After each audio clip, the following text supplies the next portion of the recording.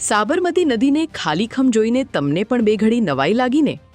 અમદાવાદની સાબરમતી નદીના તળિયે અત્યારે કાદવમાં જે રમત રમાઈ રહી છે તેની તમે કલ્પના પણ નહીં કરી હોય. 15 એપ્રિલ એટલે કે ગઈકાલથી નદી ખાલી કરવાની શરૂઆત થઈ છે ત્યારે કાદવ માટી ખોદીને રાજાશાહી વખતના જૂના સિક્કા, ચલણી સિક્કા, સોના ચાંદીની અને કિંમતી વસ્તુઓ શોધવા માટે સ્થાનિક શ્રમિકો ઉપરાંત છેક જેતપુર અને ગોંડલથી આવેલા લોકોની ભારે ભીડ નદીના પટમાં ઉમટી પડી છે. ત્યારે જુઓ આ રિપોર્ટમાં કે નદીના તળિયેથી આખરે શું નીકળ્યું.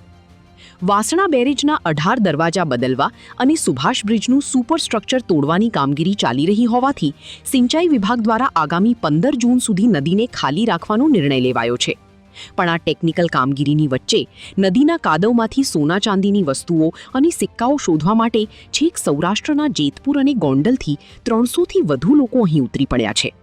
શ્રમિકો કલાકો સુધી માટી ફંફોડે છે અને તેમના હાથમાં આવે છે વર્ષો જૂના સિક્કાઓ.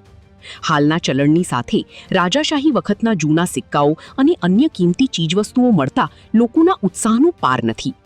જોકે આ કાદવની સાથે નદીની ગંદકી અને રિવરફ્રન્ટની દિવાલોમાં દેખાતા કાટ ખાધેલા સળિયાએ તંત્રની પોલ પણ ખોલી નાખી છે.